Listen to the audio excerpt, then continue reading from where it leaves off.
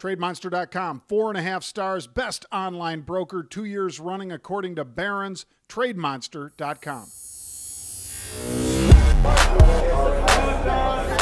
Welcome back to the Florida CME Group here in Chicago, April 7th. I'm Killer from Treasury Curve. Treasury Curve is an institutional money market portal. We assist firms in overnight cash management. Wow, folks, a lot to talk about today. You know, first and foremost is government shutdown.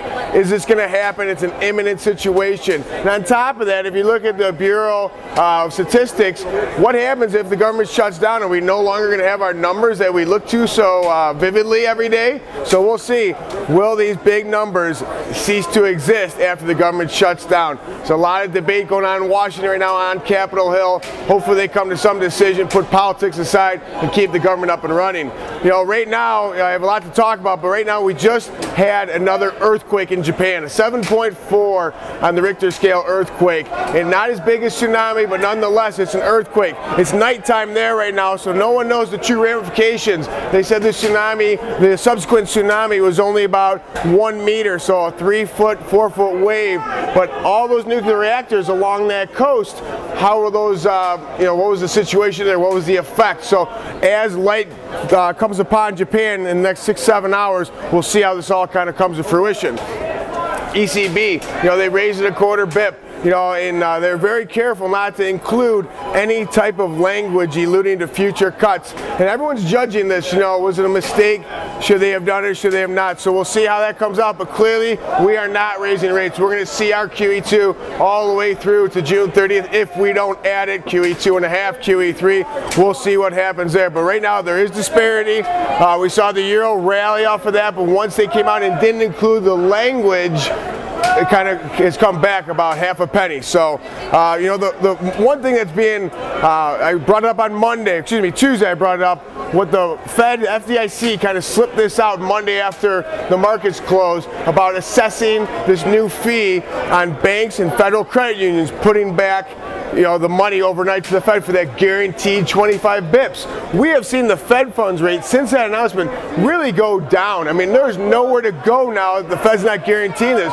So I think this is the first taste of the Fed taking away stimulus, guarantees, whatever you want to call it. It's the first taste, and they're kind of seeing how it goes. It's not going that well. So Uncle Ben, you better take note on that, because I think this is a great litmus test they're practicing right now, but it really could have foreshadow for what's going to happen June 30th in the market.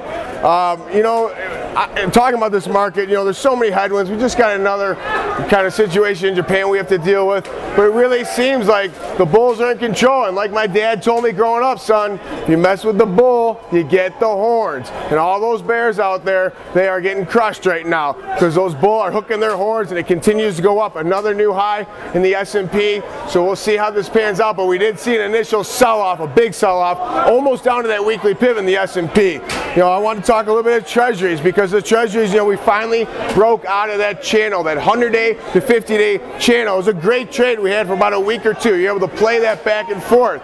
Well, we broke under that 50-day. I tweeted that. You can get me on my Twitter @TheKiller.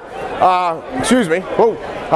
But anyways, it went under that 119.09 situation, has now come under to 118.15. But since this Japan situation has come to fruition, we've really seen a rally in the whole Treasury complex. Obviously, there's an enormous amount of pressure in the Treasury market, all regarding this policy. So we'll see how the Fed reacts. The ECB has now put some clarity in the market, so hopefully this calms some nerves in the Treasury market. You know, the S&P, it is more of the same. We talked about this sideways sloshy trade. That is where it is. However, in the event we get under this weekly pivot of 1320.5, it can get really crazy really quick. So be careful of that 1320. We went down to 2250 on the potential tsunami news. We rallied back up to about 30. Currently right now we're trading 24.25, but if it rocks under there, it's on, baby. It is really on.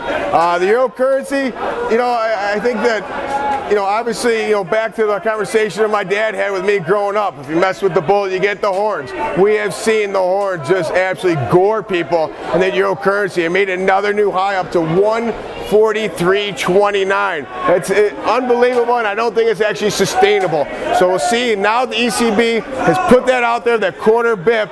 but no clarity on future rate hikes. We'll see how it all works out. From the floor of the CME Group today, wild day down here. Be careful and remember, be the hammer, not the nail. I can take it to the next level.